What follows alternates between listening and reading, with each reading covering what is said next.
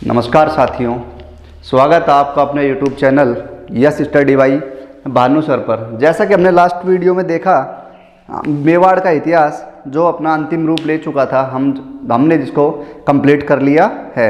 आज हम पढ़ने वाले हैं मारवाड़ के इतिहास के बारे में। और मारवाड़ का इतिहास के बारे में पढ़ने से पहले हम देखेंगे मारवाड़ की भौतिक क्षेत्र कौन कौन से थे, तो बात करेंगे। वर्तमान टाइम में मारवाड़ में जोधपुर, नागौर, बाड़मेर, जालौर, पाली आदि जिले सम्मिलित हैं। जब देश आज़ाद हो चुका था उसके बाद शुरू हुआ काम एकीकरण का। उस टाइम राजस्थान में 19 रियासतें, 3 ठिकाने और एक केंद्र शासित प्रदेश था।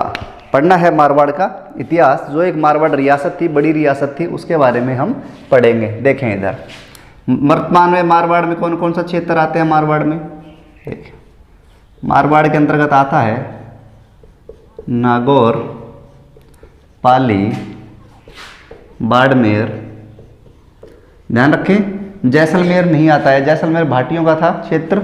उसके अलावा बात करें जोधपुर और हम बात करेंगे पाली की। ये मारवाड़ों का जो वर्तमान में ये जिले हैं मारवाड़ क्षेत्र में स्थित थे। बात करेंगे, कहा जाता है कि मारवाड़ में कौन सा वंश था मारवाड़ में, या कौन सी डायनेस्टी थी, तो हम बात करेंगे मारवाड़ में थे राठौड़ वंश। कौन सा था? राठौड़ वंश। पढ़ना है हमें राठौड़ वंश के बारे में। सबसे पहले पता करना है कि राठौड़ वंश की उत्पत्ति कैसे हुई, कहाँ से हुई। ये सारी जानकारियाँ हम एक एक करके पढ़ने वाले हैं। देखो, कुछ इतिहासकार हमें बता देते हैं राठौड़ों की उत्पत्ति के बारे में। कहते हैं कि ये कन्नौज के गहड़वाल हैं, जबकि कुछ इतिहासकार बता देते हैं दक्षिण भारत के राष्ट्रकूट हैं। इतना हम देखो, कुछ इतिहासकारों ने बताया कि कन्नौज के गहड़वाल शासक हैं, कुछ ने बताया दक्षिण भारत के राष्ट्रकूट हैं, लेकिन कभी इतिहासकारों ने अपना एक मत नहीं दिया। इस कारण से हम इनको दक्षिण भारत के राष्ट्रकूट मानते हैं। राष्ट्रकूट शब्द से लगता है कि राठौड़ हो सकते हैं, क्योंकि राष्ट्रकूट शब्द का अपभ्रंश हुआ और राष्ट्रकूट से बन गया राठौड़।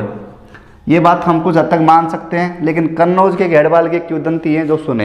कहा जाता है कि कन्नौज के एक राजा थे जिनका नाम था सेतराम। क्या नाम था? सेतराम। और कहा यह भी जाता है कि सेतराम के 100 पुत्र थे। कितने पुत्र? 100 पुत्र थे सेतराम के। और जब सेतराम के 50 पुत्र हो चुके थे, 51वें नंबर का पुत्र का जन्म होता है, तो पहले घड़ियाँ वगैरह थी नहीं, टाइम कैसे देखें, तो क्या करते थे वो ऐसे लाइन, धूप का निशान होता था, वहाँ लगाते थे कि यहाँ लाइन धूप थी या छाया थी, तब ये बच्चा पैदा हुआ था। तो दाई थी, जैसे ही 51वें पुत्र का जन्म होता है, दाई निशान लगाना भूल जाती है, लेकिन दाई 10-15 मिनट बाद आती है, देख लेती है, राजा को नहीं पता, तो वो वहाँ जहाँ छाया होती है वहीं लाइन लगा देती है या लाइन खींच देती है। पंडित आता है, पंडित राजा जो कौन थे, सेतराम, पंडित को लेकर आते हैं, पूछते हैं इसके बारे में। तो पंडित उसमें बिल्कुल मना कर देता है कि ये बच्चा ये है कि आप इसकी शक्ल देखोगे तो आपकी मृत्यु हो जाएगी। अब क्या था, 50 पुत्र पहले थे, तो बोल ठीक है, मेरे को क्यों शक्ल देखनी, इसको मार दो। अब हुआ क्या, जल्लादों को बुला लिया जाता है। जल्लादों को बुलाकर जल्लादों को उनको मारने के लिए कहते हैं, और जल्लाद उसको लेकर जंगल की तरफ लेकर चल देते हैं। लेकिन जल्लादों को ये था कि 1 साल का बच्चा है, हम इसको नहीं मार सकते, हम इसका डायरेक्ट पाप इसका नहीं करेंगे। और उन्होंने क्या किया, उस बच्चे को एक शेर की गुफा में फेंक दिया। बच्चा शेर की गुफा में गया। उसी टाइम शेरनी के भी बच्चे हुए थे। जैसे ही शेरनी को होश आया तो शेरनी को लगा कि ये सब मेरे ही बच्चे हैं, और उन्हीं बच्चों के साथ रहने लगा। कौन? सेतराम का पुत्र, जो 51वां पुत्र था सेतराम का। अब उससे पहले बात सुने, जो पाली क्षेत्र था वहाँ पालीवाल ब्राह्मण रहा करते थे, और वो काम करते थे व्यापारियों का।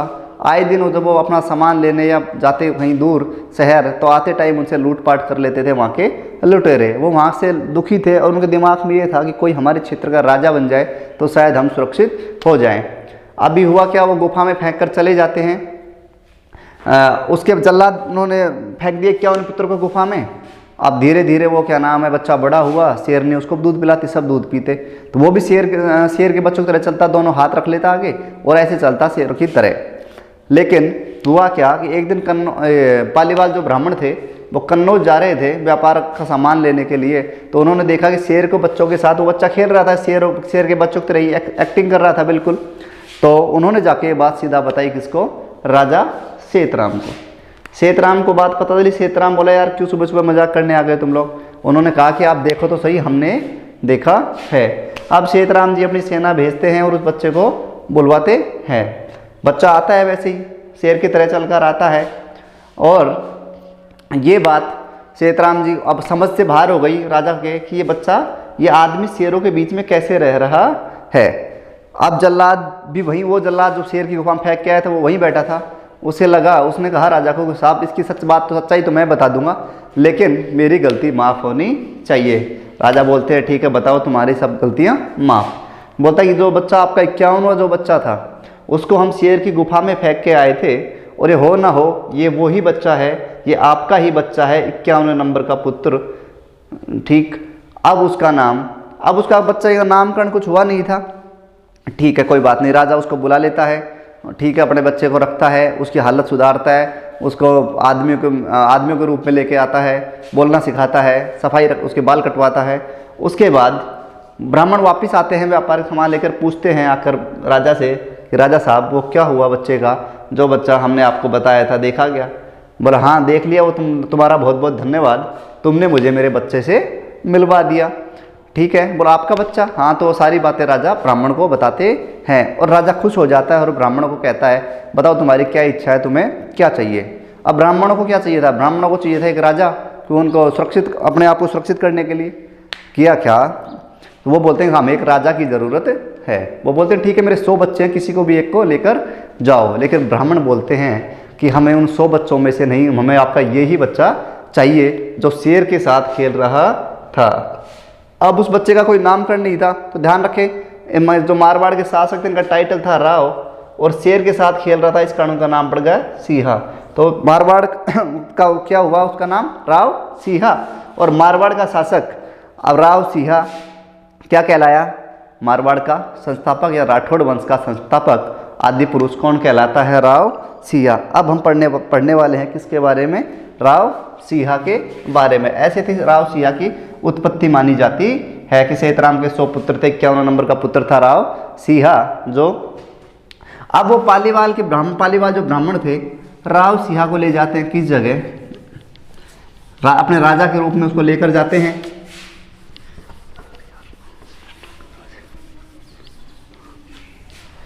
राव सिंहा को लेकर जाते हैं खुद के साथ, और अब वो राव सिंहा राजा बना। राव सिंहा राजा बनता है तो उसको चाहिए कि राजधानी, तो वो राजधानी बना देते हैं खेड़, जो जगह पड़ती है कहाँ, बाड़मेर में। खेड़ जगह पड़ती है बाड़मेर में, और राजधानी कौन सी हो जाती है, मारवाड़ की पहली राजधानी खेड़। राव सिंहा को राठौड़ वंश का आदि पुरुष, मूल पुरुष या संस्थापक कहा जाता है।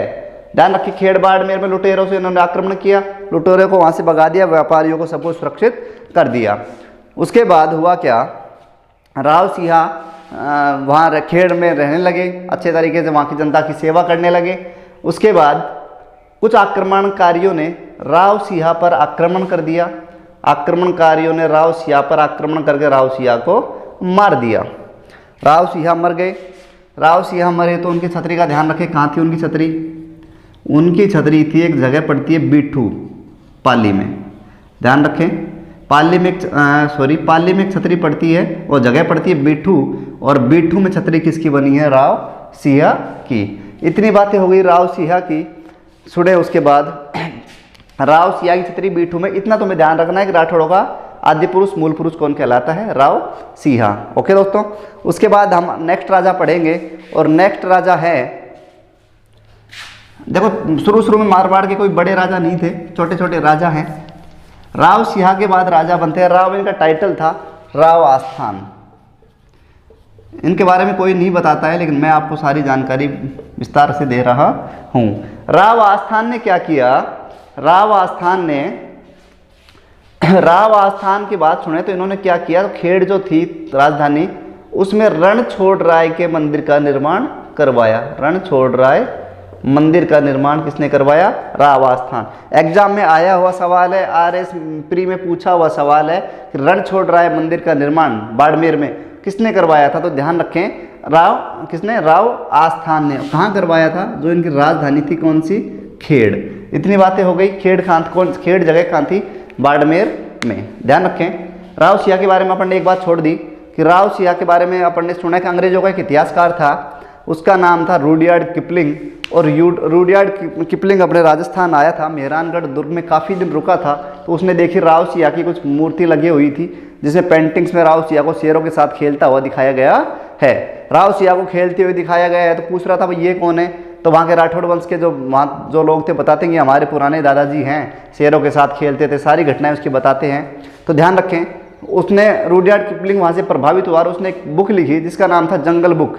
और जंगल बुक के लिए रुडयार्ड किपलिंग को हिंदी साहित्य का पहला नोबेल पुरस्कार किसे मिला था? रुडयार्ड किपलिंग को। और बुक कौन सी थी? जंगल बुक। उसमें उन्होंने लिखा है किसके बारे में? एक मोगली उसका टाइटल होता है, या करेक्टर मोगली होता है। मोगली के ऊपर उसने लिखा। मोगली वही उसमें बच्चा है जो जंगलों में पशु पक्षियों के साथ खेलता है। तो कहीं ना कहीं रुडयार्ड किपलिंग राव सिया से प्रभावित होकर ही उन्होंने वो किताब लिखी और 1907 में प्रथम नोबेल पुरस्कार साहित्य में दिया गया। प्रथम नोबेल पुरस्कार नहीं, प्रथम अंग्रेज को नोबेल पुरस्कार दिया गया, साहित्य नोबेल पुरस्कार रुडयार्ड किपलिंग। राव आस्थान के बारे में बस इतना एक ध्यान रखिए, रणछोड़राय मंदिर का निर्माण करवाया। इतनी बातें हो गई। अब देखें नेक्स्ट। चलो नेक्स्ट देखें। नेक्स्ट हम बात करेंगे, नेक्स्ट राजा है राव दुहड़। राव दुहड़ या दुवड़ ऐसे इनको बोला जाता है, ध्यान रखें। राव दुहड़ के बारे में बात करें तो धूड़ जी की बात बताता हूँ। ये राठौड़ के नेक्स्ट शासक थे। शासक में इन्होंने क्या किया? ननिहाल गए हुए थे, और ननिहाल जब ये गए हुए थे तो किसी ने इनको ताना मार दिया कि तुम्हारी कुल देवी कौन है? हर वंश के एक कुल देवी होती है, और इष्ट देवी जहाँ भी रहते हैं, जहाँ पूजा करते हैं, जिस भी देवी को मान लेते हैं वो इष्ट देवी, जबकि कुल देवी हर वंश की एक एक कुल देवी होती है। अब राव दुहड़ जी अपने ननिहाल गए हुए थे, वहाँ इनको किसी ने कह दिया कि तुम्हारी कुल देवी कौन सी है। अब ये अपनी मम्मा के पास आते, मम्मी के पास पूछते हैं माँ हमारी कुल देवी कौन है? तो वो उनकी माँ बताती है कि हमारी कुल देवी कर्नाटक में स्थित है। राव दुहड़ जी वहाँ से निकलते हैं कर्नाटक के लिए, और कर्नाटक चले जाते हैं, दक्षिण भारत चले जाते हैं। कहीं ना कहीं हम मान सकते हैं कि राठौड़ वंश का संबंध दक्षिण भारत से भी रहा है। अगर दक्षिण भारत से संबंध नहीं होता तो मूर्ति जो उनकी थी कुल देवी, उसकी मूर्ति कर्नाटक कैसे चली जाती? राव दुहड़ जी कर्नाटक चले जाते हैं, और कर्नाटक जाकर वहाँ से वो मूर्ति लेकर आते हैं। उसका नाम था, माता का नाम था चक्रेश्वरी माता।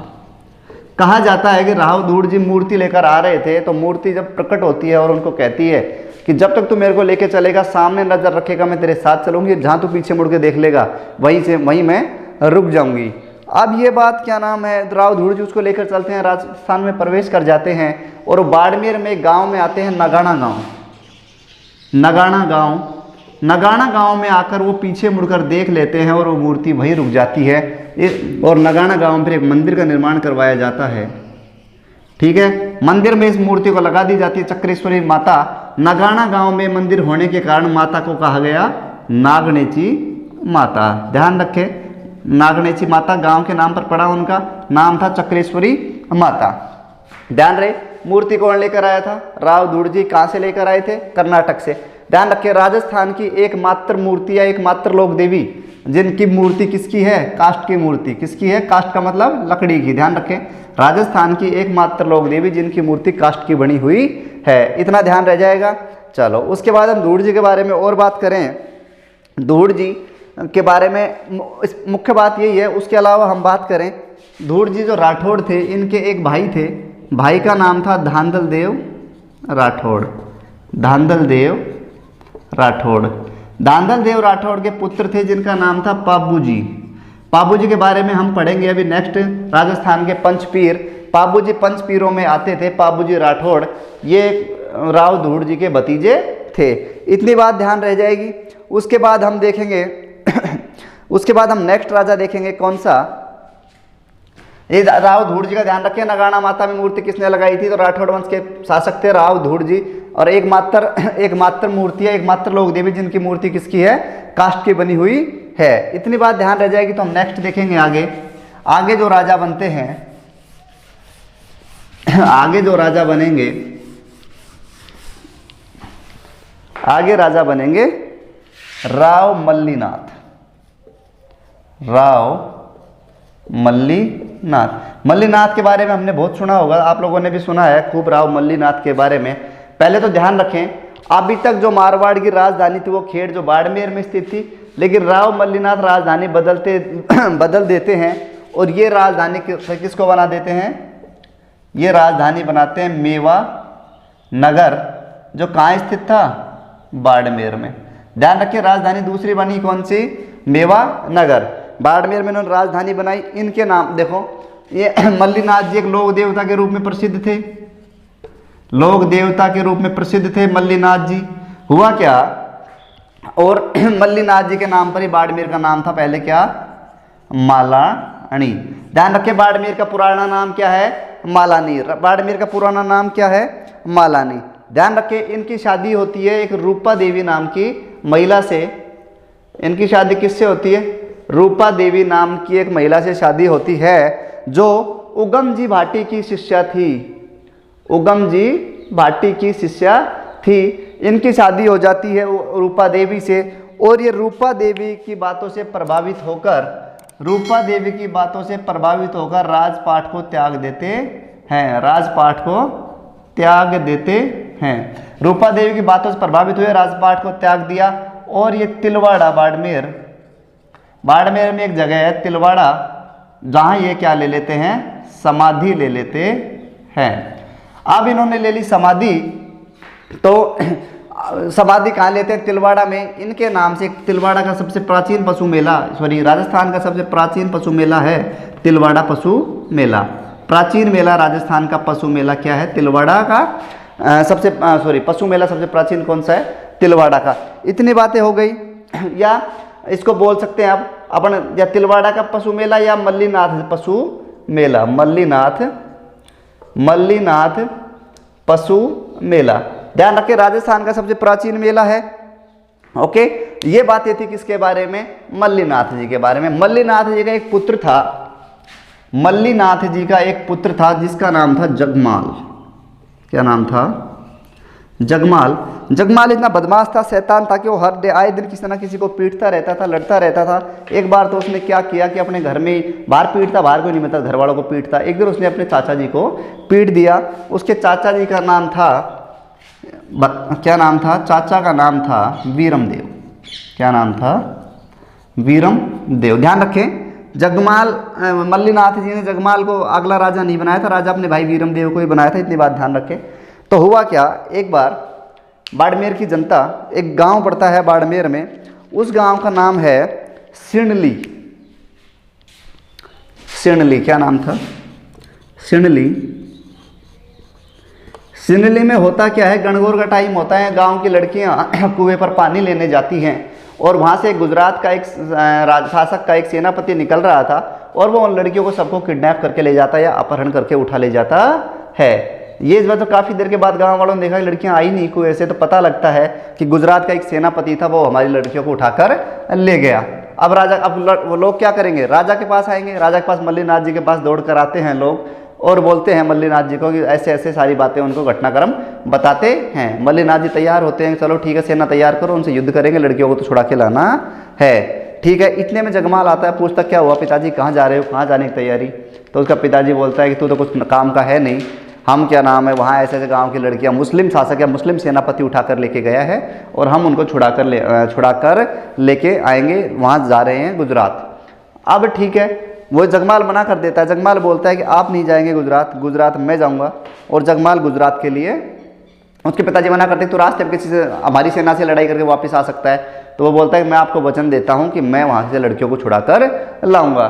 चलो ठीक है, अब पता करो कि लड़कियों को छुड़ाकर लड़कियां हैं कहाँ। सबसे पहले पता होगा लड़कियां हैं कहाँ। तो फिर पता लगा कि लड़कियों को अपहरण करके वो अहमदाबाद लेकर गए हैं, अहमदाबाद के किले में लेकर गए हैं। जगमाल बोलता है चलो हम अहमदाबाद के किले पर आक्रमण करते हैं, लेकिन वहाँ के जो मल्लीनाथ जी तो मना करते हैं कि अहमदाबाद के किले में हम आक्रमण नहीं कर सकते, क्योंकि अहमदाबाद के किले में गुजरात की जो राजकुमारी है या राजा की जो पत्नी है वो रहती है, और वहाँ पर तो कोई पक्षी भी पर नहीं मार सकता, तो तुम लोग तो वहाँ आक्रमण करना बहुत, तुम्हारे लिए आक्रमण करना बहुत ही मुश्किल है।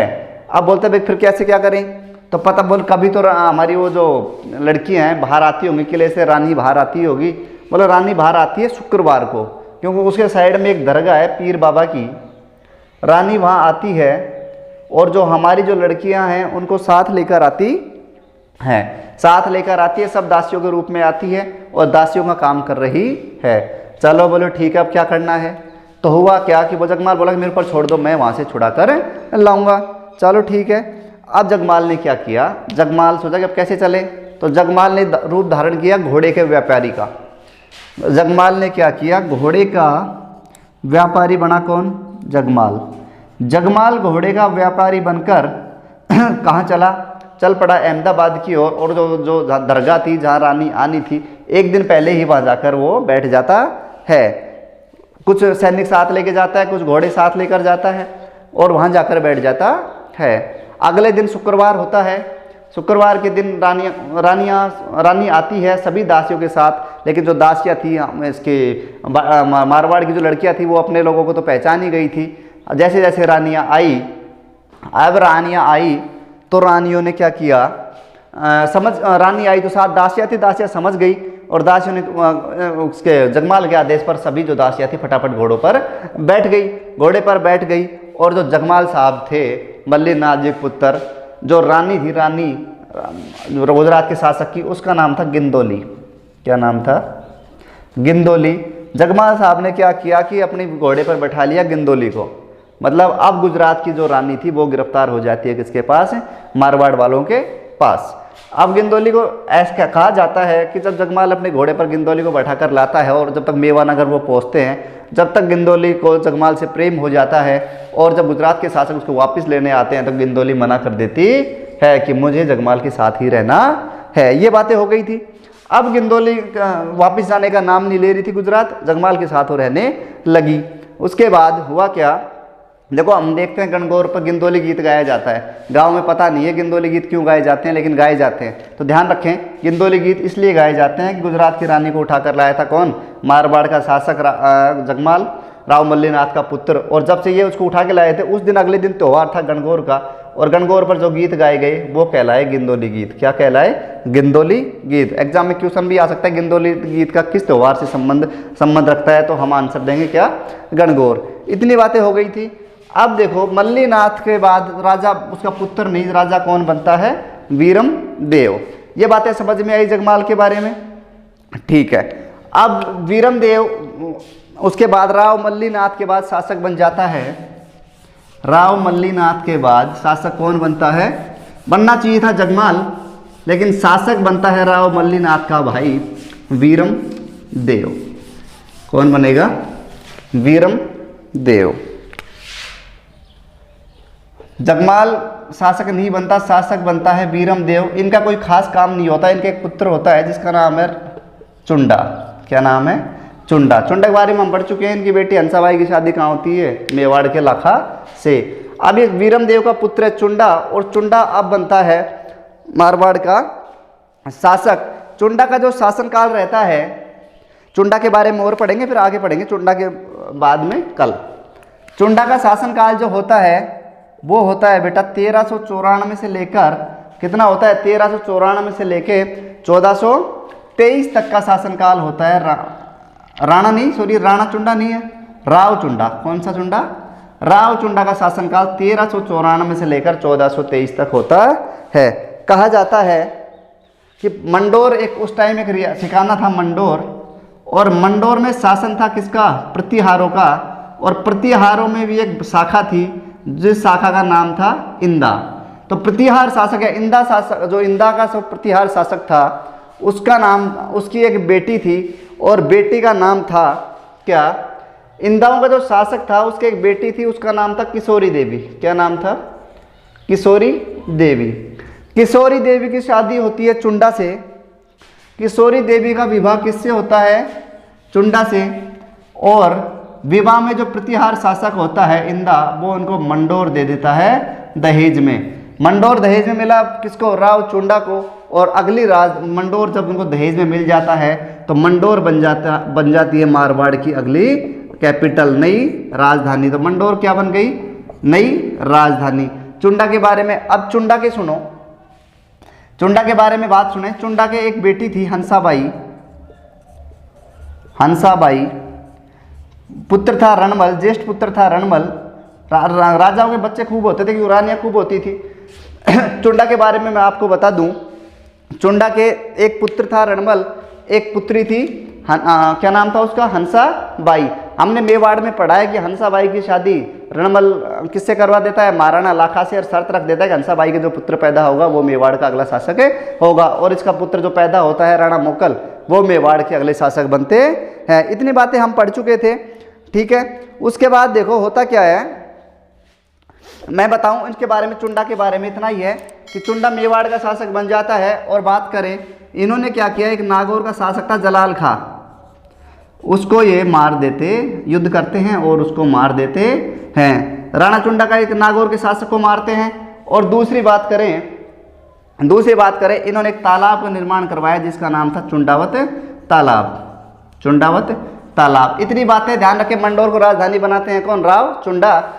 और चुंडा के बारे में हमने क्या पढ़ा? नई राजधानी मंडोर, हंसाबाई और रणमल इनके बेटे थे, लेकिन ये राजा बना देते हैं रणमल को नहीं, अपने बड़े पुत्र कान्हा को, ठीक है। इतना ये। अब आगे हम पढ़ेंगे राव जोधा के बारे में, जो हम देखेंगे नेक्स्ट वीडियो में। अगर दोस्तों वीडियो पसंद आया है, लाइक करें, शेयर करें, कमेंट करें।